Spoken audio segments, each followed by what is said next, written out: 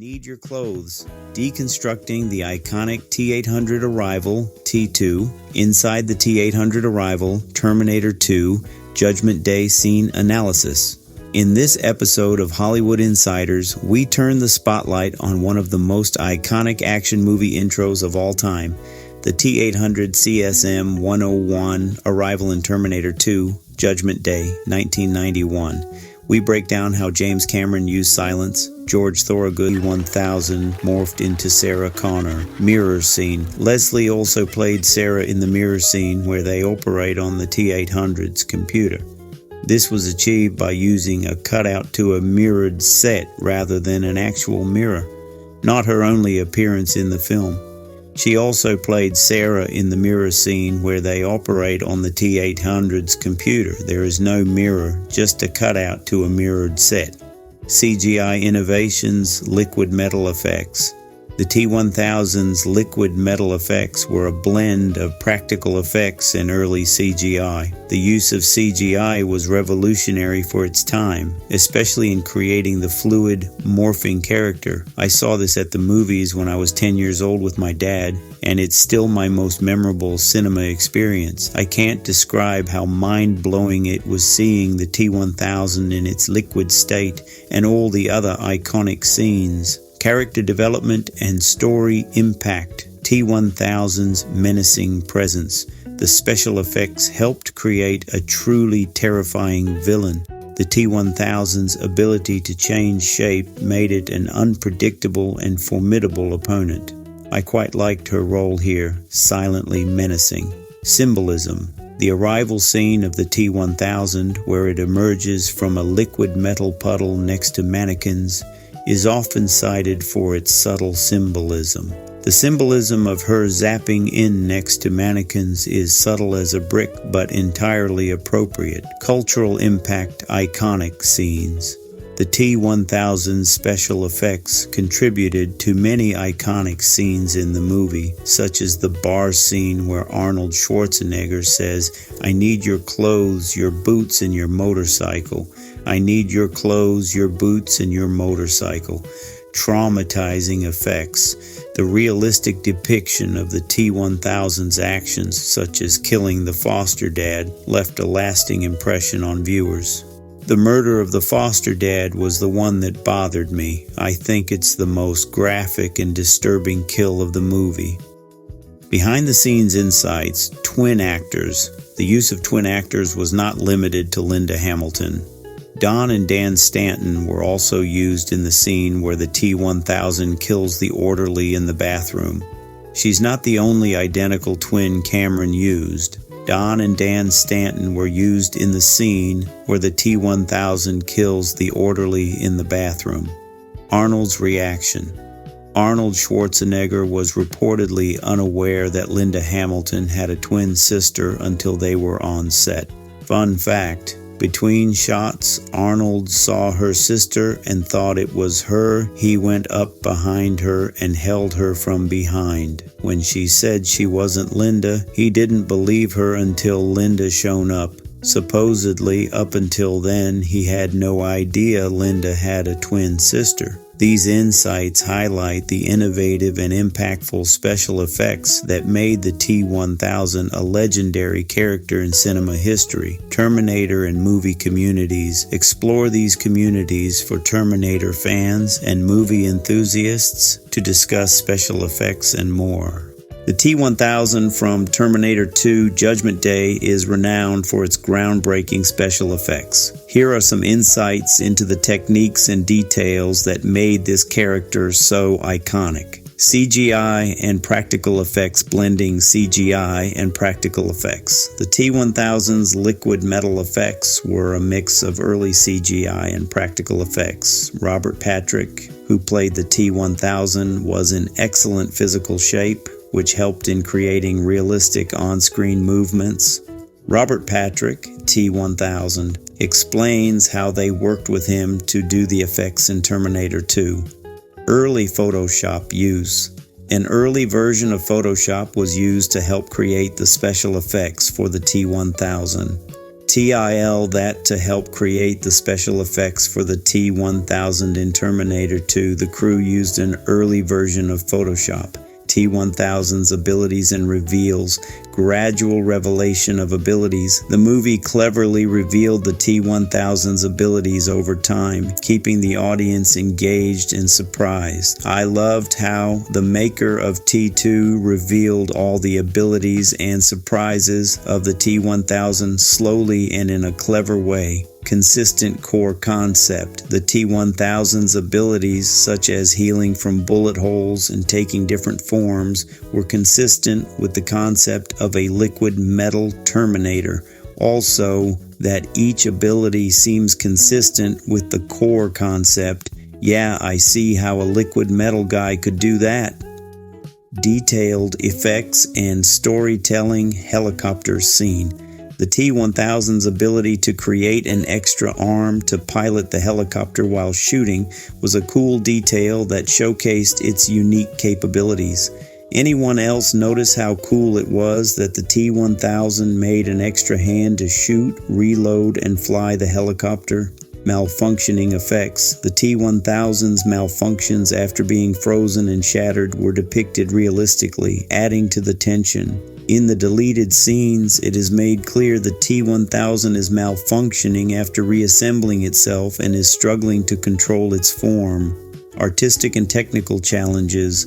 3D modeling and animation, creating the liquid metal effect, involved advanced 3D modeling and animation techniques. The melting and reforming 3D bulbs takes some advanced 3D work. There is no quick, easy option with good results. Recreating the effect. Artists and enthusiasts have tried to recreate the T-1000 effect using modern tools like After Effects, highlighting the complexity and artistry involved. Help creating T-1000 liquid metal morph effect in After Effects. The T-1000's special effects were a monumental achievement in cinema, blending innovative CGI with practical effects to create a character that remains iconic to this day.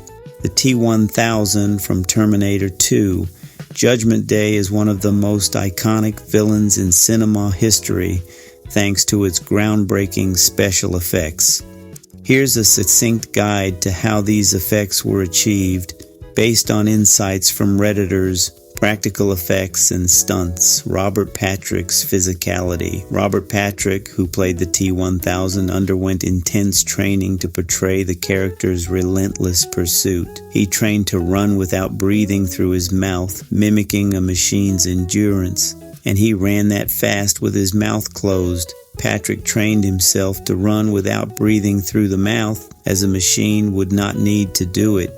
Real-life pursuit. Patrick was so fast that he almost caught Edward Furlong, John Connor, during filming. He caught him IRL. Damn.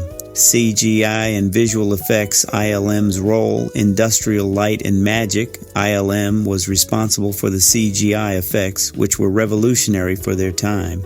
ILM managed the CGI effects. Early Photoshop use. An early version of Photoshop was used to help create the T-1000's liquid metal effects. TIL that to help create the special effects for the T-1000. In Terminator 2, the crew used an early version of Photoshop, practical rigging and puppetry, animatronics and prosthetics. Stan Winston Studio created the animatronics and prosthetics for the T-1000, blending practical effects seamlessly with CGI. Stan Winston Studio brought the animatronics and prosthetics to life. Miniatures and optical effects. Fantasy 2. Film Effects was in charge of creating miniatures and additional optical effects. Fantasy 2. Film Effects was in charge of creating miniatures and additional optical effects. Deleted scenes and lore flesh cocoon. A deleted scene explained how the T-1000 was sent back in time by being cocooned in living flesh. According to the VFX editor, there was a scene they decided to cut ultimately because they thought it was too confusing. Basically, the T-1000 was cocooned in living flesh to be sent through time and then shed the skin upon arriving. Malfunctioning after damage. The T-1000 was shown to malfunction after being frozen and shattered, a detail that was ultimately cut from the theatrical release. In the extended cut, the T-1000 was actually starting to malfunction, glitch out after being exposed to liquid nitrogen and shattered, with it actually sticking to surfaces and copying it in the process. Fun facts: budget for effects. Approximately $17 million of the film's budget went towards special effects, with $5 million dedicated to the T-1000's visuals. In total, approximately $17 million of the film's budget went towards these effects, with $5 million alone being put towards the execution of the T-1000's distinct visuals. Perfect editing. The movie is often praised for its intense and effective editing. We were taught in film school about how this was basically a perfectly edited movie. These elements combined to create a villain that remains a benchmark for special effects in cinema. Movie and special effects communities explore these communities for deep dives into film, special effects, and behind-the-scenes magic. Robert Patrick T-1000 training today I learned icon, Terminator icon, interesting icon. Sources today I learned Terminator interesting +2. More Robert Patrick's portrayal of the T-1000 in Terminator 2 Judgment Day is often hailed as one of the most iconic villain performances in cinema history. His dedication to the role and the intense training he underwent to embody the relentless, inhuman nature of the T-1000 are truly remarkable. Here are some key aspects of his training and performance. Physical and athletic training, running without breathing hard. Patrick trained to run intensely without showing signs of exertion, which was crucial for portraying a robot. He trained himself to fire handguns without blinking. He went so hard on physical conditioning that he had to slow himself down during the part where he was chasing John through the parking garage on foot because he kept outrunning the dirt bike. Outrunning a dirt bike, Patrick was so fast that he had to be told to slow down during the filming of the parking garage chase scene. He got so fast at running that during one take he caught John Connor on his dirt bike.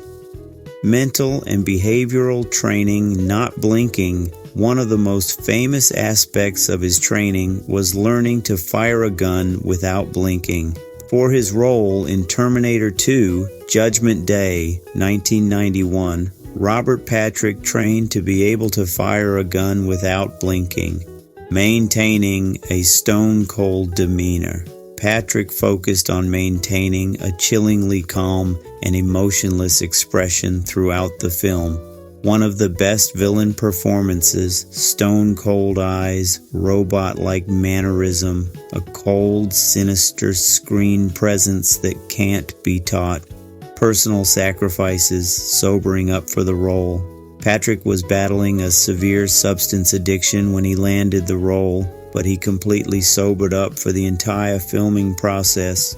I was actively participating in drugs and alcohol when I got the role. Unbeknownst to anyone that was hiring me, I set it all down, cold turkey. Character insights, default form. The T-1000's default form was that of a police officer, which helped it blend in and infiltrate effectively. The intelligence the T-1000 showed was great. For example, its default look through the movie is a police officer. Energy efficiency. The T-1000's constant return to the police officer form was attributed to it being the most energy efficient.